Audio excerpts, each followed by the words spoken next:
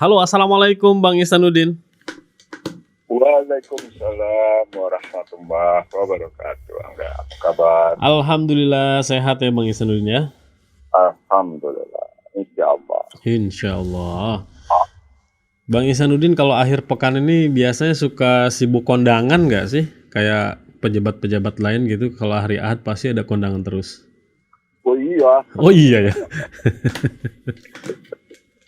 undangan ke sana sini. Undangan kemana-mana ya. Tapi kan mesti mesti kalau saya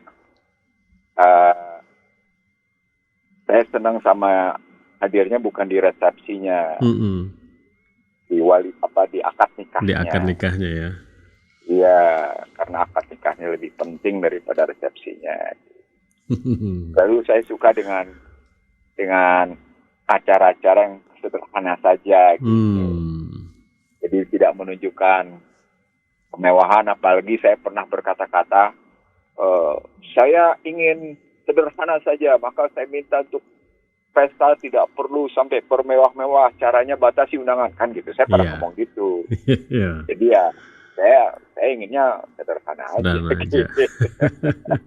Jadi antara ucapan saya tentang kesederhanaan dengan tindakan saya tentang kesederhanaan, ya begitu, makanya saya sering cuma naik sepeda gitu. Baik Bang Ihsanuddin, kondangan udah lewat gitu ya. Sekarang ini yang lagi disoroti sekali gitu ya oleh masyarakat itu ketika Bupati Kepulauan Meranti Provinsi Riau Haji Muhammad Adil geram dengan kebijakan yang dibuat Kementerian Keuangan atau Kemenke. Dari video yang beredar di media maupun di media sosial, kalimat-kalimat yang cukup tajam gitu ya diungkapkan oleh Bupati Meranti ketika menyebutkan iblis, setan, itu kan keluar gitu ya. Dan itu yang menjadi headline di media-media. Saya telusuri beberapa berita yang memang merinci juga sebenarnya permasalahan apa sih yang terjadi diangkat oleh Bupati ini ketika menyinggung postur transfer ke daerah dan juga dana desa Kabupaten Kepulauan Meranti yang merasa sangat-sangat minim digelontorkan oleh Kementerian Keuangan, dan usaha yang dilakukan oleh Bupati Meranti juga untuk bertemu sulit sekali birokrasinya gitu ya, sehingga ada kesimpulan bahwa ini Kepulauan Meranti ini adalah kabupaten yang ekstrim kemiskinannya, tapi dikatakan oleh Bupati merupakan produsen minyak salah satunya terbesar di Indonesia. Bang Ihsanuddin melihat ini bagaimana? Karena staf Kemenke juga udah berdalih-dalih ini ya. Bagaimana Bang Ihsanuddin? Saya mungkin orang pertama yang, karena saya banyak keliling daerah ya. Saya bahkan begitu selesai COVID, saya bicara di Palembang, penghasil batu bara. Lalu saya bicara juga di beberapa daerah lain penghasil mineral lain gitu. Saya sama sekali tidak terkejut dan buat saya tidak sama sekali nggak ada sesuatu yang baru gitu. Maaf ya kalau saya harus bilang kayak gitu.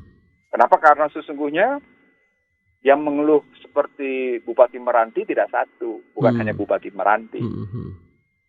Tapi acap kali pusat, apalagi dengan berlaku undang-undang Cipta Kerja ya.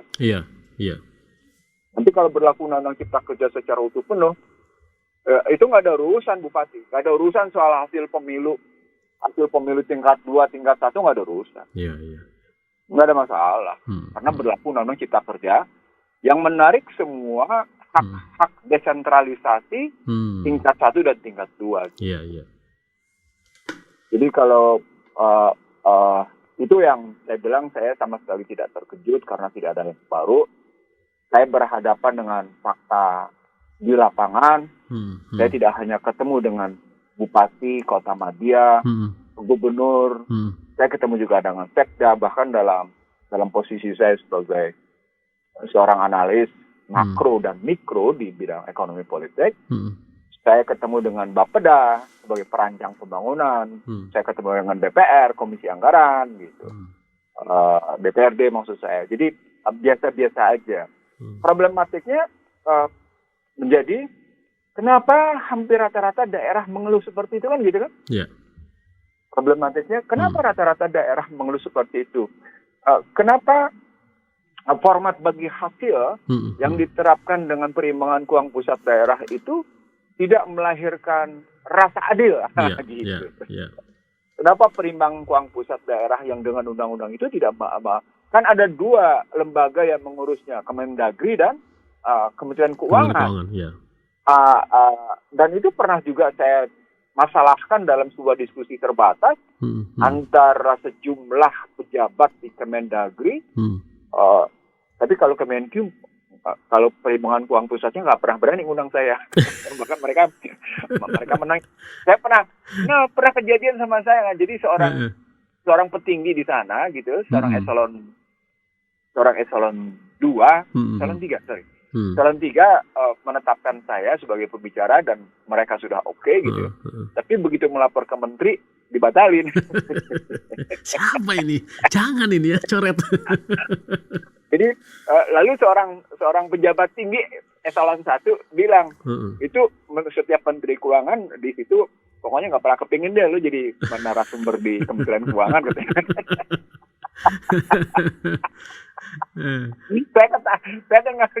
Saya dengarnya bukan sedih hati, saya tersenyum terbahak-bahak. Saya ketawa terbahak sambil senyum. Kemudian iya, itu bukti betapa hebatnya Kementerian Keuangan. Halo katanya. Ya, karena kebetulan ya kan rata-rata teman sefakultas. Iya.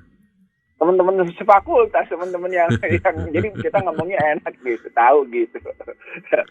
Nah, jadi saya nggak heran, itu pengalaman pribadi. Nah, kalau begitu yang mestinya kita benahi apa? Sesungguhnya yang kita benahi memang soal pembagian kewenangan dan pembagian dana bagi hasil itu gitu. Bagaimana realisasinya? Dan saya pernah mendownload ya realisasi bagi hasil itu gitu, yang menurut saya itu dari mulai pembahasan di DPR, ini menarik nih Anggan. Iya. Dari mulai pembahasan di DPR sampai dengan realisasi di Kementerian Keuangan dan Kementerian Dalam Negeri, itu menjadi masalah tersendiri. Birokrasinya memang panjang. Itulah karenanya, nih saya ngomong sekarang, saya buka gagasan. Itulah karenanya penting memperbaiki peranan DPD. Iya. Agar DPD tidak cuma sekedar sebagai simbol, ya untuk menunjuk berlakunya sistem bikameral, tapi kemudian DPD tidak bisa bikin apa-apa ketika otoritas daerah mengeluh. Kalau kita melihat pasal 18 Undang-Undang Dasar 2002 yang isinya tentang DPD itu cuma simbol, seakan-akan daerah itu terwakili gitu. Iya. Padahal dalam persoalan kayak gini enggak sama sekali, dan itu menunjukkan ada problematik memang pada konstitusi kita, pada konstitusi yang amandemen. Iya. Nah, dari sana ketika juga muncul Undang-Undang Cipta Kerja, itu akan mendalam lagi problematiknya, akan lebih mendalam lagi, dan daerah betul-betul tidak bisa bikin apa-apa itu kalau udah kayak gitu. Iya. Dan menariknya daerah ketika Undang-Undang Cipta Kerja diwujudkan dengan model begitu gitu ya, itu daerah diam. Itu yang saya bahas di sejumlah kajian saya di beberapa daerah tingkat 2 dan tingkat 1 gitu. Kalau tingkat 1 cuma kalau Sumatera, karena kebetulan Kalimantan yang biasa ngundang saya sudah lama nggak kepingin ngundang saya, karena pernah saya bilang, ini orang Kalimantan apa sih yang begini, kaya raya tapi nggak bisa bikin bargaining apa-apa gitu. Masih mending Aceh, saya bilang. Muncullah kayak gitu. Masih mendingnya namanya Bali merasa menghasilkan pajak karena pariwisata tinggi sehingga mereka merasa perlu menjadi daerah istimewa, atau katakan minta terpisah dari macam-macam. Jadi memang ada problematik lagi persoalan rasa keadilan yang terganggu, mendalam. Lama dan mendalam, jadi kronis dan akut istilahnya. Dari rasa keadilan yang muncul dari apa yang dimunculkan oleh Bupati Meranti gitu. Itu yang ketiga. Yang keempat, ini bukti bahwa sistem politik kita, buruk. Iya, iya. Ini bukti bahwa sesungguhnya mental nih omongan saya ini, mental birokrasi itu buruk. Ini bukti sesungguhnya. Jadi selama ini ya, karena saya narasumber sudah setengah usia saya gitu ya. Selama ini kenapa beberapa daerah diam? Karena mereka mengenakan lobby. Mereka tidak menggunakan seperti si Bupati Meranti yang memohon waktu dengan formil. Kalau yang lain nggak menggunakan lobby, ya lobby tahu sendiri kan? Iya. Ada biayanya Iya. gitu. Lobby itu ada biayanya. Nah, saya kemudian baru saja mendownload, mendownload biaya lobby di Amerika tuh berapa gitu ya. Lalu saya bandingin dengan kondisi Indonesia gitu. Bagaimana jadi dalam sebuah diskusi di Lembaga Pendidikan Masyarakat Anti Korupsi, saya bicara tentang Amerika terbuka kalau bicara lobby korporasi ke pusat dan ke daerah bagian. Dan karenanya biaya lobby di Amerika itu meningkat tajam gitu. Dan itu disebut misalnya kalau dari tahun 1998 cuma 1,45 miliar US dollar gitu ya. 98 nih cuma 1,45 miliar US dollar. Di tahun 2021 meningkat menjadi 3,73 miliar gitu. Nah, Indonesia kan biaya lobbynya, saya balikin lagi. Indonesia kan biaya lobbynya tahu sendiri, maksudnya ke kantong pejabat kan, masuk ke LSM, masuk ke pihak-pihak tertentu. Gitu. Apalagi kalau sudah orang-orang pusat punya bisnis di daerah yang bersangkutan. Wah, udah habis lagi deh. Ini yang saya sekali lagi ini pengalaman saya gitu, pengalaman dan pengetahuan saya di lapangan sebagai narasumber mereka dan sebagai bagian dari upaya kita membenahi manajemen layanan, pemikiran, perencanaan. Bahasa sederhananya memperbaiki akuntabilitas publik pemerintah daerah. Dan kalau di pusat sudah kita nggak usah bicara lagi akuntabilitas publik, kelakuan mereka sudah kayak gitu.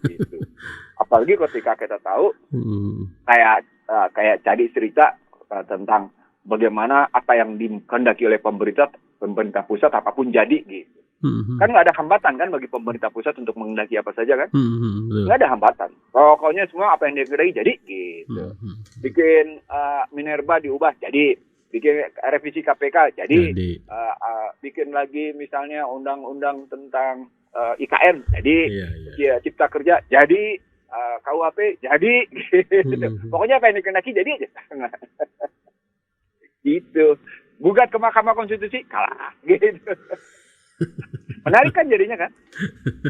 Cermin apa gitu tuh menarik gitu loh di situ maksud saya. Jadi kita bisa menangkap gitu apa-apa yang bisa kita lihat di situ. Oh begitu ya. Itu yang saya bilang kalau dalam tesis saya kemarin, ini balik aja ke tesis David After tentang jenis-jenis aspirasi yang disimpangkan, dimanipulasi, dijungkir balikan, dinominalkan atau dinormatifkan seperti yang saya bilang berkali-kali juga di Rafil gitu kalau kita melihat. Dalam bahasa yang sederhana, Bupati Meranti itu sesungguhnya menunjukkan aspirasinya tidak didengar, sama sekali tidak didengar. Makanya saya enak melihat Anda, lalu dia keluar gitu. Gitu Angga. Ini kan baru satu daerah. Tadi kalau dikatakan sebenarnya banyak daerah-daerah yang memiliki kegalauan gitu ya dan tidak berani untuk bicara. DPD dengan sistem desentralisasi yang ternyata 4 pilarnya tidak berjalan di negeri ini. Sentralisasi juga terasa dalam berbagai bidang gitu ya, termasuk juga politik, ekonomi dan lain-lain. Bang Ihsanuddin melihat bagaimana sebenarnya pusat ini ingin mengontrol daerah yang sebelumnya ketika reformasi itu muncul ada raja baru di daerah. Dua mata pisau gitu ya muncul. Sekarang ini lebih tajam lagi untuk urusan sumber daya alam dan sumber daya manusia, pengelolaannya. Bagaimana Bang Ihsanuddin? Karena nanti ini akan jadi pantauan dan juga akan menjadi santapan gitu ya, asing gitu ya. Yang pertama soal sistem politik kita ya dan sistem otonomi. Jadi dalam riwayat Bung Hatta sebagai proklamator, sebagai salah satu proklamator, menggagas level otonomi itu sampai dengan 4 tingkat. Pusat, tingkat 1, tingkat 2, dan tingkat kecamatan. sampai kayak gitu untuk menunjuk kayak gitu. Levelnya itu sampai kayak gitu. Sehingga rasa keterwakilan masyarakat betul-betul itu terpenuhi dan masyarakat betul-betul punya keleluasaan atas apa yang mereka ketahui pada daerahnya. Nah, dalam pembelajaran saya tentang tata ruang, ini karena problemnya nanti eksistensinya tentang tata ruang. Seperti orang Maluku yang menolak pulaunya dijual. Iya. Pulau Cagar. Dan mereka vulgar menunjukkan perlawanan terbuka gitu ya. Menunjukkan perlawanan terbuka atas kebijakan pusat yang mau menjual, menggelar pulaunya dijual kayak gitu. Jadi itu menunjukkan orang-orang daerah itu tahu tentang apa yang daerah punya gitu ya. Tapi mereka punya problematik misalnya pada bagaimana pengetahuan pengelolaan, bagaimana mendayagunakan, bagaimana mengurusnya, bagaimana menyejahterakan. Itu makanya mereka menjadikan salah satunya adalah saya sebagai narasumbernya. Saya bahkan enggak sampai ke termasuk permintaan salah satu gubernur di Papua, enggak sampai kayak gitu. Tapi ada juga gubernur yang tidak ingin saya bicara di daerahnya, karena dia tahu saya ngomongnya terbuka gitu. Kalau memang salah ya saya bilang salah, ini gubernur salah gitu. Ini nggak benar begini. Saya terbuka, jadi saya tidak ngomong di belakang, saya ngomong apa adanya. Karena termasuk saya tidak ingin fit, walaupun ada juga modelnya model ngasih tahu pelan-pelan gitu. Tapi karena bangsa Indonesia dikasih tahu pelan-pelan sadar pada posisi kekuasaannya, yang ngasih tahu pelan-pelan itu nggak ada gunanya. Itu pengalaman saya enggak. Jadi saya ngasih tahu para pejabat bukan hanya di pusat loh, di daerah sama. Para pemimpin di daerah pun karena merasa punya jabatan, ada keangkuhan, ada kesombongan akan jabatan. Ini saya buka aja nih ya, saya ngomong apa adanya. Sekali lagi pengalaman tengah usia saya soalnya.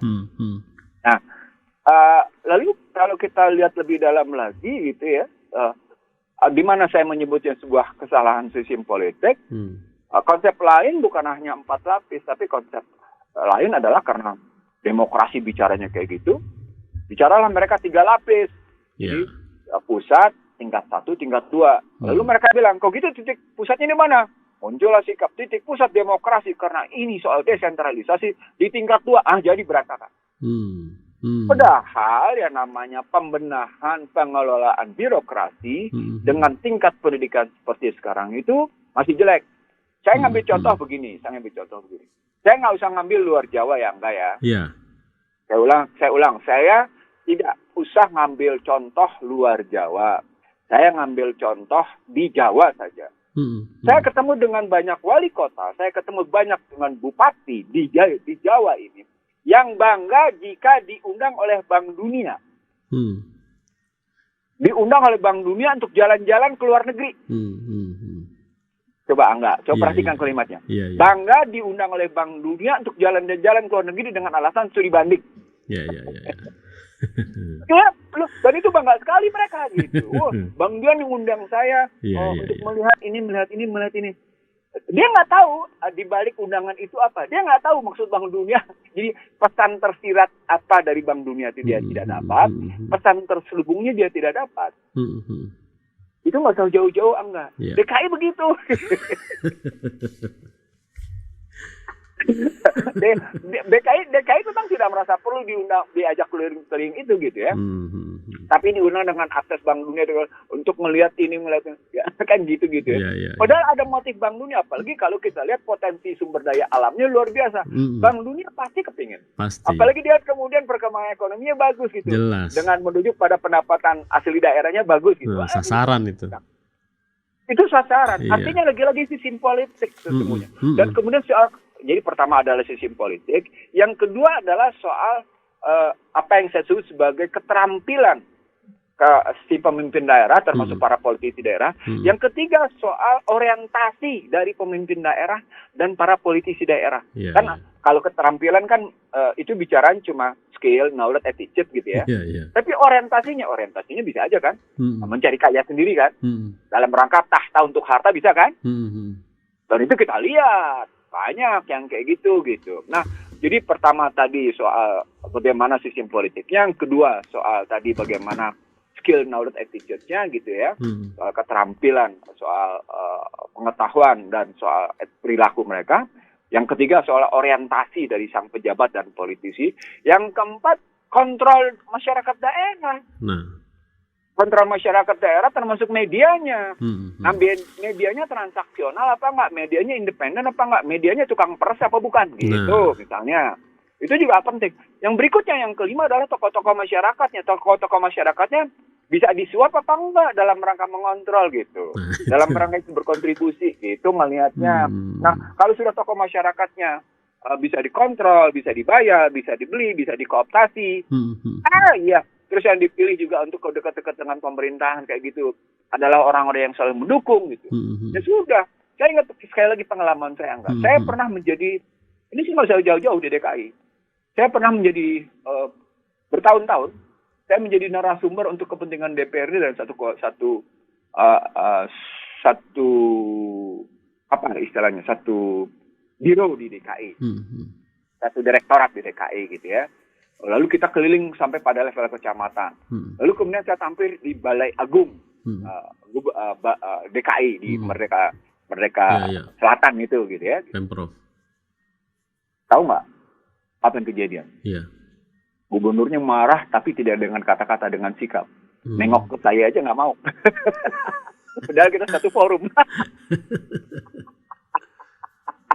Ngakak saya. Tapi setelah itu, setelah menjabat, dia tergopoh-gopoh panggil saya. Dia tergopoh-gopoh mengundang saya makan malam sampai kita ngobrol. Dan itu tidak sekali. Tidak sekali, 2 kali saya ngalamin kayak gitu. Jadi lagi-lagi ada soal, ya. Lalu saya lihat siapa orang-orang yang dekat dengan gubernur gitu kan. Oh, orang-orang ini ya sudah. Lalu kemudian saya juga diundang oleh badannya. Karena kebetulan badan ini butuh masukan tentang pemikiran ini, saya diundang. Dinas ini butuh ini, ya saya diundang gitu.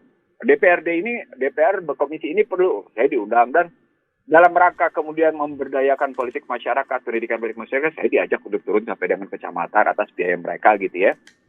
Itu saya lakukan gitu. Artinya kalau sekali lagi pada kasus Bupati Meranti, saya mungkin karena pengetahuan dan pengalaman saya yang saya bilang tadi gitu, saya sama sekali tidak terkejut. Cuma buat saya ngelihat wajah si pejabat Kementerian Keuangan, wajahnya kecut lah, enggak? Serius, wajahnya kecut. Karena kalimat terakhir, betul. Iya. Makjelm kata-katanya soalnya. Video itu sampai saya hentikan dan saya lihat wajahnya gitu. Iya. Saya lihat kan kita kan nggak bisa hanya ngeliat kata-kata, kita juga harus ngeliat bahasa tubuh kan. Gestur. Bahasa tubuh atau gestur itu. Nah, dari bahasa tubuh itu kita menangkap tentang apakah pesan tersirat dan pesan terselubungnya nyampe apa enggak.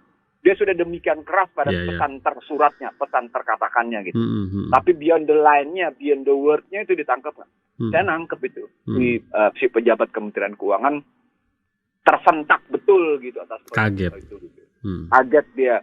Saya kira bukan kaget karena biasanya dia merasa dihormati oleh orang-orang daerah. Tapi kali ini dia tidak dapat penghormatan gitu. Kalau saya melihatnya.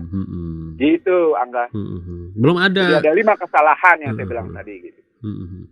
Baru bidang pusat informasi dari Kemenke yang merespon gitu ya, dan juga sebenarnya masalah utama yang harus Kemenke bereskan dari ungkapan-ungkapan kepala daerah ini kan baru satu dari mungkin banyak sekali masalah-masalah yang tertumpuk dari hal desentralisasi, otonomi daerah gitu ya. Belum lagi kita bicara tentang yang karena desentralisasi dan otonomi ini terjadi tumpang tindih kewenangan gitu. Itu juga kan dalam pengelolaan sumber daya ini jadi masalah gitu ya. Hingga efek-efek negatifnya dari mulai KKN, kerusakan lingkungan dan lain-lain yang ujungnya menjadi penderitaan rakyat miskin, ketimbangan sosial itu kan makin tinggi gitu ya.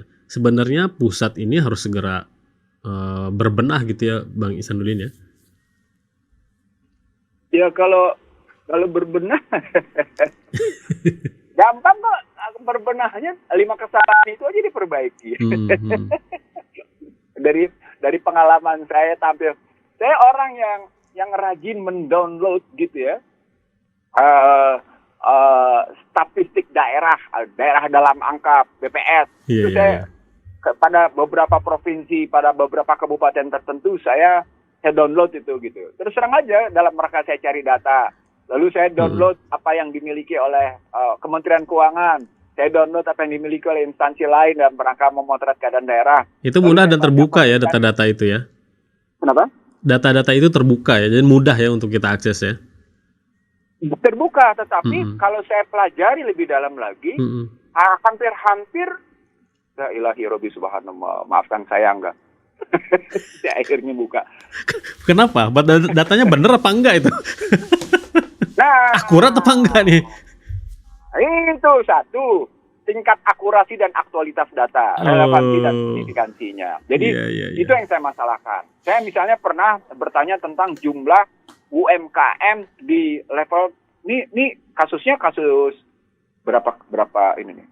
Oke, saya cerita dulu tentang Jawa Timur ya, di mana saya pernah diminta oleh pejabat-pejabat tinggi Jawa Timur bagaimana mengatasi krisis 2010, ingat ya? Iya. Waktu itu akibat subprime mortgage ya, Iya, akibat Amerika kalah perang dagang di 2008, maka terjadi krisis keuangan 2010 gitu ya. Yang terkenalah Indonesia, tapi Indonesia terkena dampaknya kebanjiran dolar kan gitu. Iya. Tapi terjadi juga gejolak.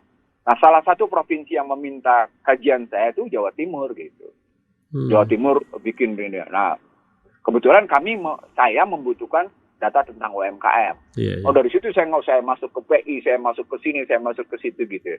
Dari situ perlu pendataan yang terkoordinasi, data yang akurat dan aktual tentang UMKM. Dan ternyata, maaf ya, sebelum saya masuk di situ.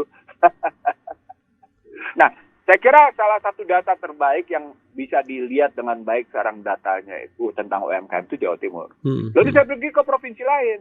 Saya tanya di level provinsi, saya butuh data UMKM. Saya tanya ke BPS-nya, oh itu adanya di dinas katanya. Oke, saya pergi ke dinas. Oh dia dan tidak ada data yang betul-betul sungguh-sungguh akurat dan aktual tentang UMKM. Yeah. Jadi kalau dibilang UMKM ada 49 juta, 59 juta, itu data itu bisa dipertanggungjawabkan nggak? Gitu. Iya, iya, iya. Padahal UMKM itu adalah tulang punggung perekonomian ketika satu negara, satu bangsa itu menghadapi gejolak perekonomian. Gitu. Dan itu sudah berkali-kali dibuktikan di Indonesia. Yeah. Bahwa UMKM adalah tulang punggung problematik krisis perekonomian gitu melihatnya. Itu baru pada level contoh data, pengambilan data tentang data itu tidak akurat, tidak aktual, tidak relevan, dan tidak signifikan. Yeah. Contohnya begitu gitu. Kalau kita bilang begitu juga kejadian di Banten, enggak? Nah, kenapa sampai bisa bicara Banten? Karena soal perbankan, soal Bank Banten, di mana pejabat tingginya kesal sama saya gitu ya. Gubernurnya kesal sama saya gitu. Jadi cerita lagi. Nah, tapi bukan hanya para gubernur atau bupati yang kesal. Banyak juga karena mereka dapat masukan baru di luar dari perilaku. Yang saya mau bilang adalah dari perilaku yang senang itu mereka menyadari tentang kelemahan perencanaan mereka. Perencanaan mereka di anggaran, perencanaan mereka di bidang ini, di wilayah ini, bagaimana cara ngelihatnya, bagaimana kemudian melakukan kontrolnya, sistemnya kayak gimana gitu. Sampai akhirnya pusat itu ngebebanin apa enggak, menyelesaikan masalah apa enggak lewat peraturan-peraturannya. Itu kita bicarakan. Apalagi sekarang ada dewan, ada asosiasi DPRD tingkat 2 namanya. Ada asosiasi Pemkap misalnya. Nah, itu juga menarik. Sampai seberapa jauh asosiasi mereka punya daya. Kalau si bupati meranti sampai kayak gitu, itu menunjuk bahwa asosiasi pemerintah kabupaten seluruh Indonesia, gitu, dan Pemkap seluruh Indonesia, aspirasinya nggak jalan itu. Gitu. Itu pernah saya kritik juga kepada asosiasi, ngapain untuk hanya menciptakan bargain. Bahkan ada perpres, gitu ya, kepres atau perpres, yang menyulitkan peranan. Bagaimana mungkin peranan birokrat sama peranan politisi sama? Sama nggak? Enggak. Tidak mungkin disamakan kedudukan anggota dewan dalam peranan mereka dengan kedudukan birokrat. Tapi kemudian pemerintah pusat menakarkannya, mengukurkannya seperti birokrat. Itu gimana pola pikirnya? Itu kesalahan pemahaman mendasar. Oh, aduh, saya ngomongnya kayak gitu. Mendasar gitu loh. Ya, jadi kalau balik lagi pada nggak bisa berpikir begitu, sesungguhnya bisa kita lihat gitu ya. bagaimana situasi daerah secara real, konkret gitu ya, berdasarkan data-data yang dipunya. Nah, saya terus terang saja, itu bukan problem daerah, Angga. Itu problem pemerintah pusat yang berani mengambil keputusan tanpa basis data yang akurat dan aktual. Yang salah satu contohnya adalah kalau pemilu kita jelas berhadapan dengan DPT fiktif, gitu ya. Kalau kemudian dalam persoalan desa, itu yang dikeluhkan oleh Kemensos, dikeluhkan oleh Kemenkyu, dikeluhkan oleh KPK, dikeluhkan perbedaan oleh Kemendes sama BPS. Nah, coba gimana tuh? Keluhan semua. Desa fiktif kan pernah ribut kan? Iya, desa fiktif. Nah, soal desa fiktif. Lalu bagaimana kita melihatnya? Itu kan persoalan Direktorat Perimbangan Keuangan Pusat di Kemendagri. Tapi Anda kan menganggarkannya di APBN. Anda kan mempersoalkan juga di BPJS. Itu dampak luar biasa. Saya hitung ada 8 instansi yang terlibat, Angga. Saya hitung ada 8 instansi yang terlibat yang mestinya menyelesaikan itu gitu. Jadi kalau kita bicara topiknya itu gitu. Nah, itu nanti menyangkut lagi perekonomian masyarakat, menyangkut gerak mikro perekonomian masyarakat setempat. Baru kita bisa bicara tentang sumber daya, baru kita bicara tentang produksi, baru kita bicara tentang distribusi, baru kita bicara tentang ketimpangan gitu. Apalagi indikatornya kan minimal 4. Kita bicara tentang kemiskinan, kita bicara tentang pengangguran, kita bicara tentang Gini rasio, kita bicara tentang IPM, baru kita bicara tentang infrastruktur, baru kita bicara tentang sumber daya, baru kita bicara tentang kualitas sumber daya manusia dalam rangka itu melihatnya. Lalu pendekatannya apa nih? Pakai pendekatan statistik, apa pendekatan kecenderungan, apa pendekatan perilaku, atau pendekatan campuran dalam rangka merumuskan. Kan gitu.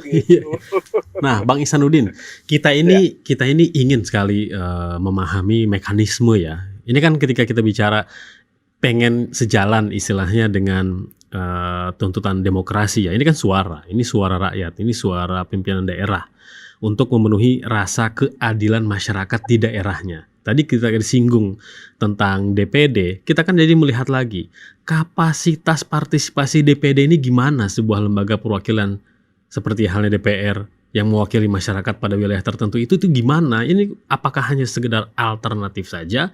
Lalu kalau kita lihat juga nama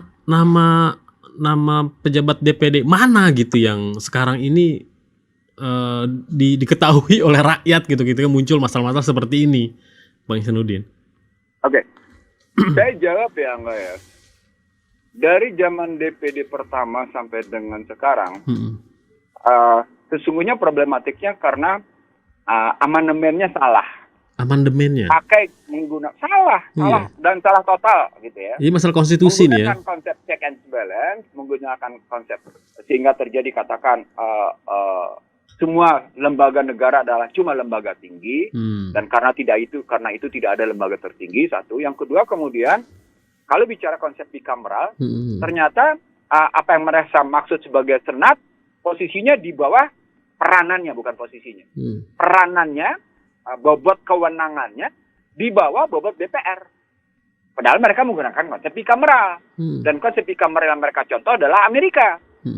Padahal kalau kita lihat Senat dengan House Representative di Amerika, itu punya peranan seimbang. Iya. Jadi kalau misalnya bicara anggaran, tidak berarti anggaran yang disetujui oleh DPR, House Representative, itu bisa disetujui oleh Senat.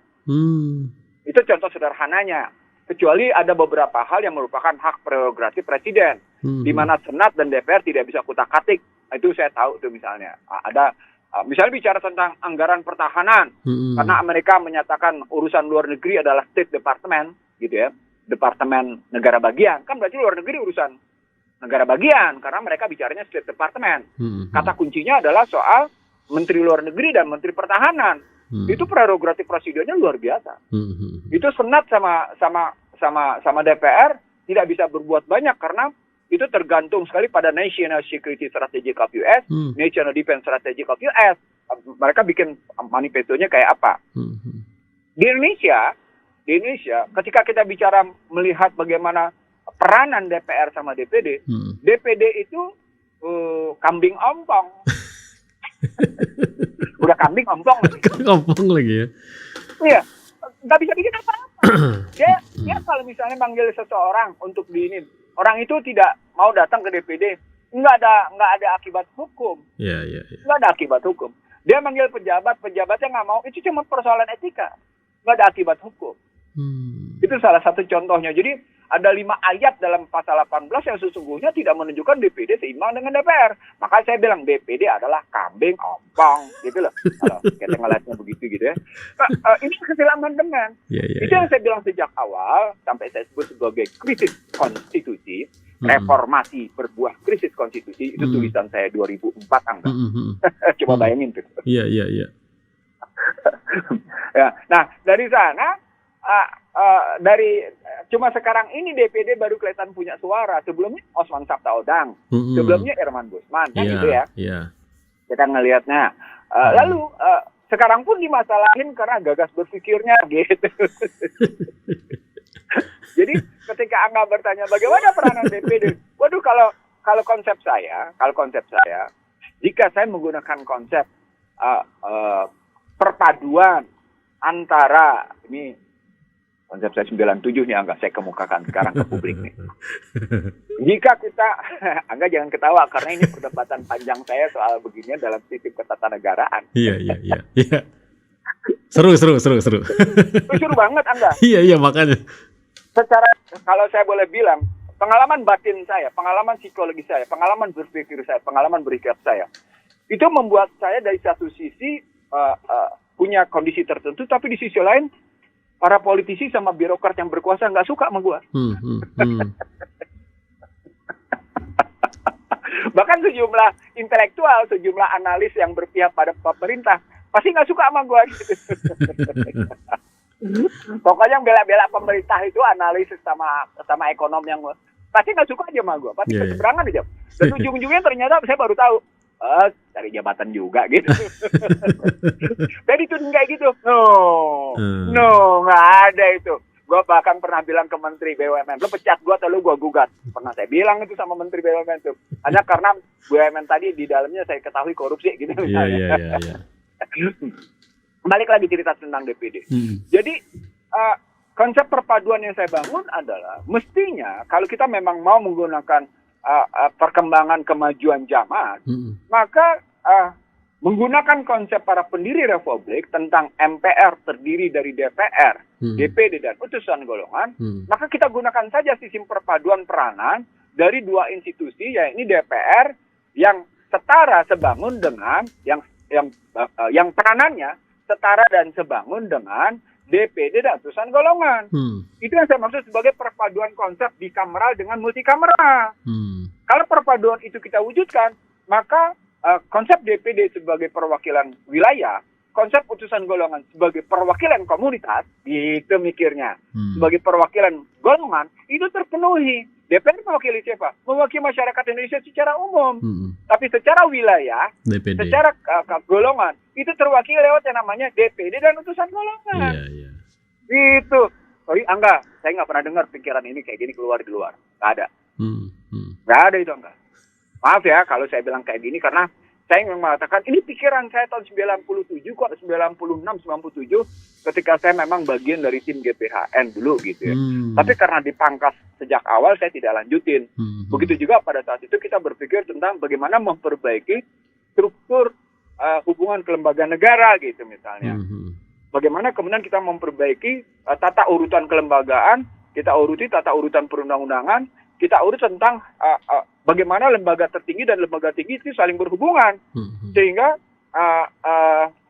MK misalnya sekarang tidak merasa lebih baik dari MA gitu.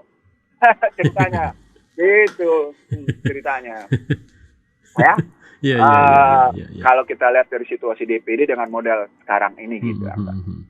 Dalam hal saya ada satu contoh gitu ya, dalam hal prolegnas saja, program legislasi nasional itu tahun lalu DPD mengikrarkan bahwa mereka menyatakan bahwa banyak hal yang telah DPD lakukan sebagai amanat konstitusi. Tapi tadi karena keterbatasannya di DPR itu tidak memadai gitu. Seolah-olah apa yang diusulkan oleh DPD itu ya DPR melihatnya ini sama aja kayak suara di luar lembaga negara, jadi kayak suara rakyat aja gitu. Ya, kalau saya ngelihatnya, maaf ya, Mm-mm. DPR memicingkan mata ngelihat DPD. Nah, iya kenapa dibiarkan begitu DPR gitu? Kenapa memicingkan dibiarkan? mata lewat DPD Heeh. gitu. Ya itu tadi karena kesalahan sistem politik, Sistem politik. Mm-mm. kesalahan dalam amandemen gitu, yang kemudian dipertahankan oleh Nah, para penggagas tentang nah amandemen tadi. dipertahankan. Saya karena khawatirnya jadi Seharusnya kayak gitu.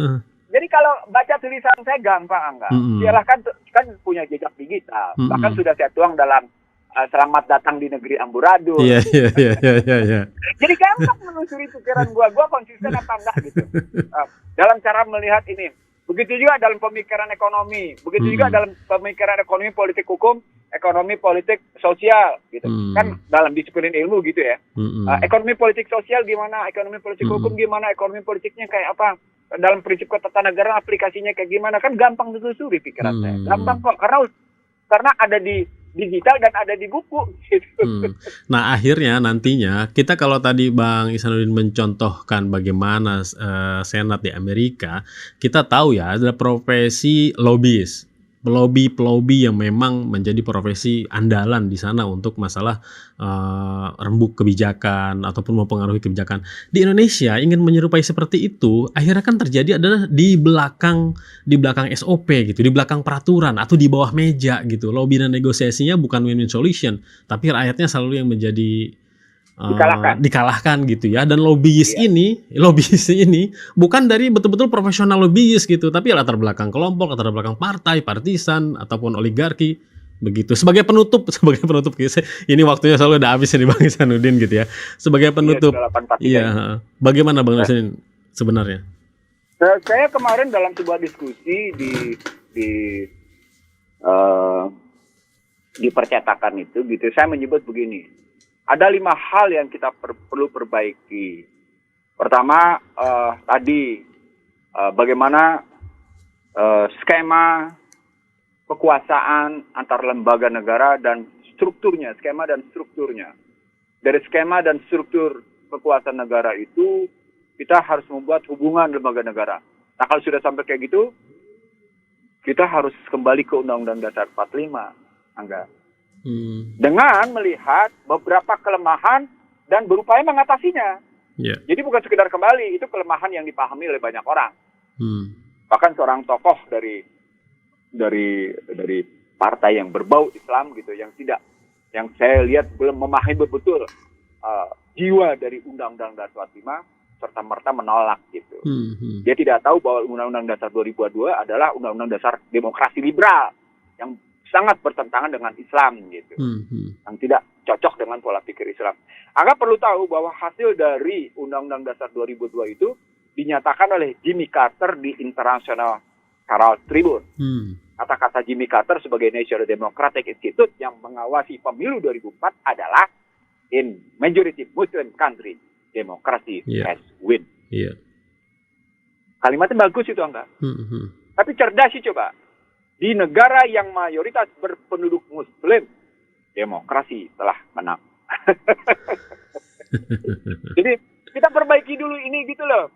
Inilah situasi yang saya sebut sebagai krisis konstitusional, krisis reformasi berbuah krisis konstitusi. Situasi ini terasa sekarang setelah 1 generasi gitu. Nah, itu kita perbaiki dulu di situ. Nah, kita benahin. Itu salah satunya. Yang kedua, kita perbaiki sistem kepartaian. Tentang keuangan kepartaian, tentang manajemen kepartaian, tentang rekrutmen anggota dan kader, tentang pendidikan kader, tentang pendidikan politik di dalam tubuh partai dan pendidikan politik di masyarakat, tentang pertanggungjawaban partai kepada rakyat. Itu kan nggak ada. Kenapa partai suka mengusungkan calon di luar partai? Itu kan kegagalan sistem perkaderan. Itu kan kegagalan sistem rekrutmen. Kenapa kemudian muncul soal gampang membeli partai 50 triliun saja sudah kebeli semua partai? Itu kan menggambarkan kesulitan keuangan. Gitu loh, gambaran-gambaran itu. Dan itu bukan isu baru, isu lama. Kenapa bisa kayak gitu? Karena memang demokrasinya menggunakan demokrasi liberal. Karena ekonominya menggunakan ekonomi pasar bebas, gitu. Dan itu dituangkan dalam hasil amandemen, gitu. Dicanangkan, lalu kemudian dikuatkan dengan sejumlah undang-undang. lalu kemudian dibangun dengan tata ruangnya, desain perekonomiannya gitu ya, itu sedemikian rupa dengan cara-cara yang sekarang ini yang kemudian bangga dengan kenaikan PDB per kapita, bangga dengan PDB yang terus meningkat gitu ya, dengan Gini rasional 384, tapi bisa kita lihat yang katanya punya PDB terbaik di dunia, tapi kondisinya kayak gitu loh, misalnya. Iya. Kan ada hal-hal yang tidak ketemu antara apa yang dikatakan dengan apa yang jadi kenyataan gitu. Betul. Yang tidak ketemunya lagi adalah betapa konstitusi tidak teraplikasi dengan baik pada undang-undang, tidak teraplikasi pada kebijakan, tidak juga nyantak pada kenyataan. Itu kan kacau kan? Jadi ada problematik, istilah saya, sistematik struktural di negeri ini setelah reformasi gitu. Ya. Dan ini bukan omong, maaf Angga, maaf pendengar Rasio dan pemirsa Rasio TV. Ini bukan kajian saya yang baru, Angga. Seolah-olah ini baru, enggak. Ini kajian saya sudah ketika bilang 2 windu reformasi, saya jadi pembicara. Bagaimana 8 tahun, bagaimana peringatan 10 tahun krisis ekonomi dibukukan oleh sebuah majalah. Bagaimana kemudian satu lembaga penelitian ekonomi memuat tulisan saya tentang reformasi dalam prinsip ekonomi yang rusak tadi gitu. Jadi sebagai penutup saya ingin mengatakan sesungguhnya kasus Bupati Meranti itu adalah gitu ya gambaran bahwa di sini menarik. Reformasi birokrasi, sistem politik di Indonesia, sistem ekonomi, sistem kepartaian itu ada yang salah. Ada yang keliru, ada yang perlu dibenahi. Jadi prinsipnya kan kalau salah dibenerin, kalau keliru dilurusin, kalau rusak dibuang, diganti. Kan mestinya begitu ya, enggak ya? Iya, Bang Ihsanuddin. Cara berpikirnya itu mestinya begitu nih. Oh, ini ada yang rusak, ya diganti. Oh, ini ada yang keliru, ya dilurusin. Oh, ini ada yang salah, dibenerin. Kan mestinya begitu berpikirnya. Bukan sekedar bertahan. Apa Anda merasa sekarang semuanya sudah running well? Ya kecuali Anda merasa semuanya running well, semuanya fine-fine aja, nggak apa-apa. Ya sudah. Mungkin ada problematik psikologis di Anda. Baik, Bang Ihsanuddin. Maaf ya, enggak ya. Baik, siap. Luar biasa. Maaf. Luar biasa. Ini sudah 48 menit. Maaf sekali lagi. Itu karena kekeliruan saya, karena kesalahan saya. Sambil memohon maghfirah dari Allah agar kita tetap dilapangkan dada dan tetap mendapat rahmat serta hidayahnya. Subhanakallahumma wa bihamdika. Asyhadu alla ilaha illa anta. Wa astaghfiruka wa atubu ilaik. Assalamualaikum warahmatullahi wabarakatuh. Waalaikumsalam warahmatullahi wabarakatuh. Terima kasih banyak Bang Ihsanuddin Nursi atas dialog di pagi hari ini. Pencerahan untuk kita semua, Ikhwan Akhwat. Semoga kita bisa jumpa lagi di Selasa pekan depan. Semoga Bang Ihsanuddin selalu sehat ya. Amin ya rabbal alamin.